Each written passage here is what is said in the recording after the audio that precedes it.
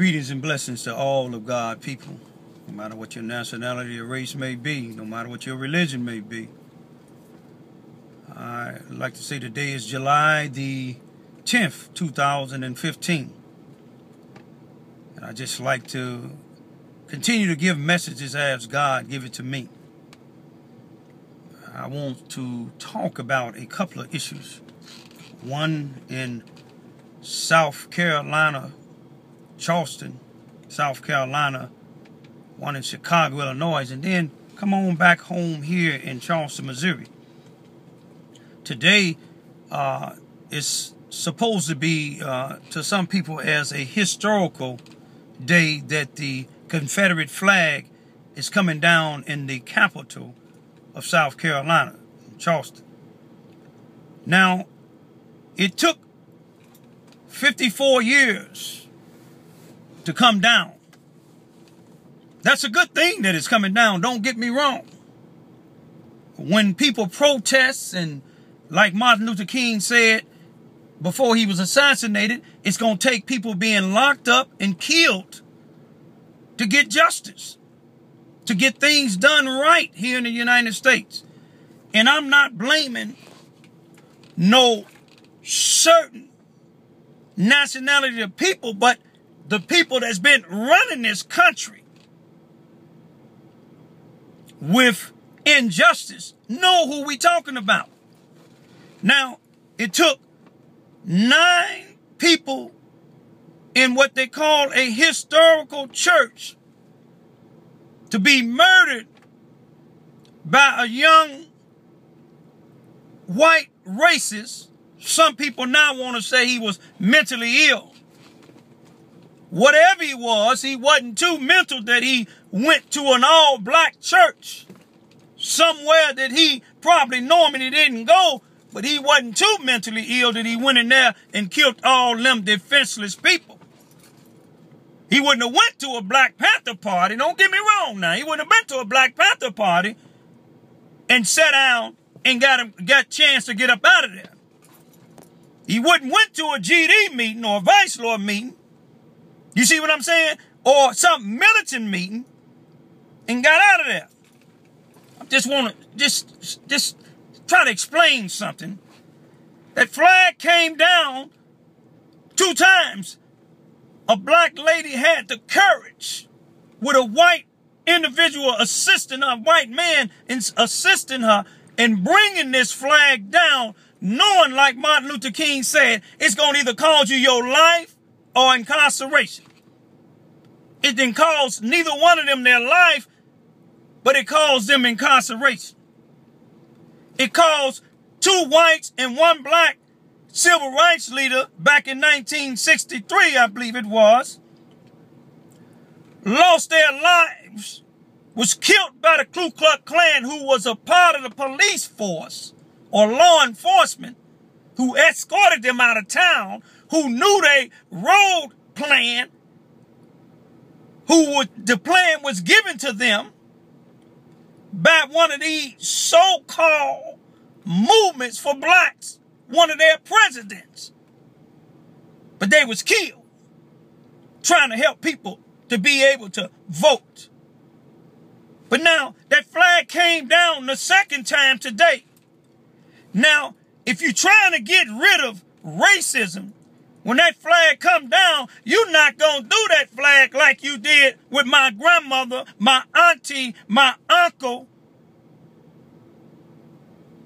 When you're burying a military personnel, you folding that flag with high respects. That flag shouldn't get no high respects for what? If you're taking it down because of this murder and all this other negative things about it, why is these law enforcement folding this flag like you would do at a military's funeral or when a police get killed? What is it being honored? Roll that up, burn it up, and take it to the museum, or just take it on to the museum. Fold it somewhere else. Don't fold it in public. You showing that young boy that's looking at the news in the jail that you honoring him. Honoring him. Yeah, I'm talking loud. I'm angry, but God said it's okay to be angry and not sin in your anger. Don't let the sun go down on your anger. I'm not blaming all white folk. But that flag came down because it's causing a lot of disturbance. You don't want another Baltimore. I don't either. Don't want another Chicago and other places where some people take advantage of things like this and riot. They just as guilty as the Confederates to me because they messing up what we trying to do. Tracy Chapman said, we talking about a revolution. A revolution is a change. Nelson Mandela showed that there was a revolution. He stood up for 27 years in the penitentiary without breaking. And when he got out, he became president. The Bible speaks about that in Proverbs, where a slave becomes a king. You see, because a king without wise counsel, they won't stand. That flag didn't stand. Walmart taking all of these ice that this one man in one town making with the Confederate flag on it and taking all them other Confederate flags. They're not concerned about them Confederate flags. They're concerned about the black people protesting against them. I done went up against Walmart in Sykes, Missouri. I know how prejudiced they is. When I talk to their attorneys in Arkansas, I know how prejudiced they are. So they wasn't the flag. When the flag came down, they showed high honors for it. You might as well honor the guy who killed them people. You might well honor all these Ku Klux Klan and Nazis that honor that flag. You see, the flag came down, like I said, that's a good thing. But has the racism left Charleston, South Carolina? I'm going to leave that thought with you. It's a good thing. That's a start. But the flag is nothing when it's hanging all over every place else. When the neo-Nazi and the Ku Klux Klan still is able to exist as a corporation or any type of movement in this country. Send them on their own island. We destroyed Hitler. My daddy and my uncles, they was in World War I fighting Hitler. For what? You might well let Hitler took over. But let's go to another thought. Keep that thought. Let's go to Chicago. This 4th of July weekend of this year, 2015. Let's focus on, we had many murders, but let's focus on this young guy named Antonio Brown, whose 7-year-old son was shot and killed by some coward out there. When I say coward, because if you that much want to kill anybody, I don't know who you wanted to kill, Antonio or anybody else, but if you know your target, go up on your target if you're a killer. Don't shoot at no crowd. Go up on your target. But here it is, the chief of police who come from New York to Chicago, get up. Now, he's the head police. Get up and make a statement saying that bringing this man arrest record, saying that if this man would have been in jail, his son would have been alive. The only one can tell us that is God. Those of y'all out here that's Christians, black, white, no matter what your nationality is, I know I get an amen for that. So be it. That chief of police don't know what that young 7-year-old boy fate was.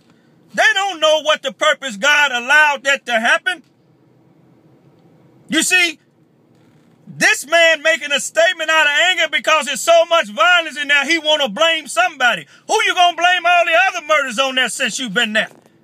Then you're going to say, well, he's a high-ranking gangbanger, four-corner hustler.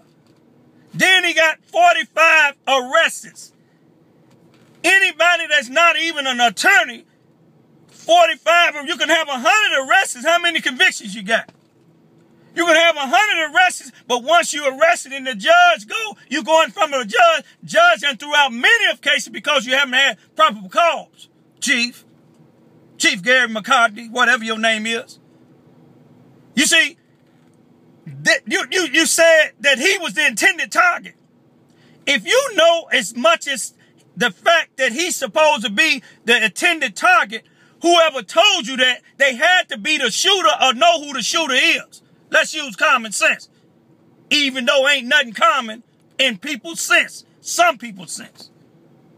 Now, you study hammering down on this man, but what about this warehouse that y'all had?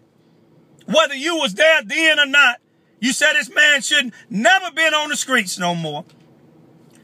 Should the police that took them Latino brothers and other people into that building out west, kidnapped them, wouldn't let them see lawyers or call anybody, should they not ever be on the streets?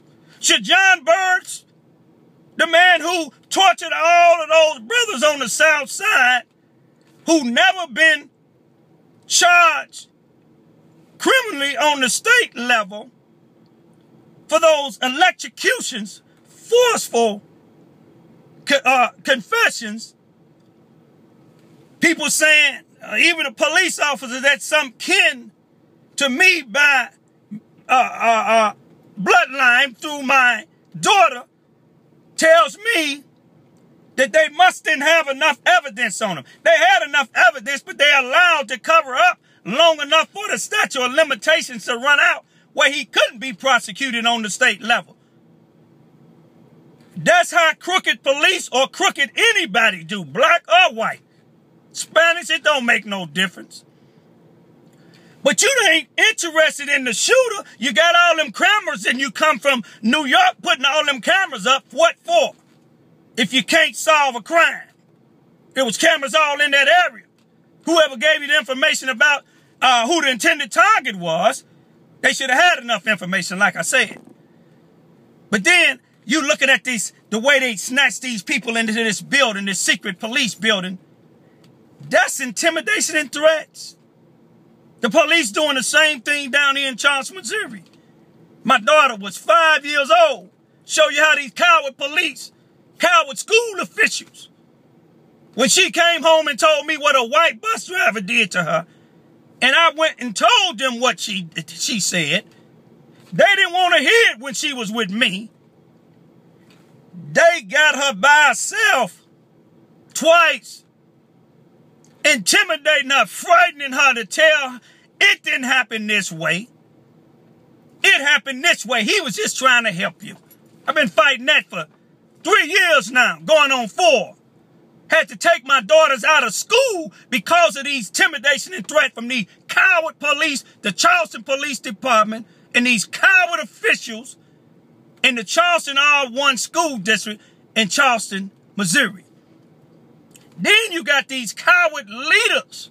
NAACP president ain't worth 2 dead flies with their wings cut off. Won't stand up for nothing. Anything against black people, he gonna stand up. Twice behind his pulpit.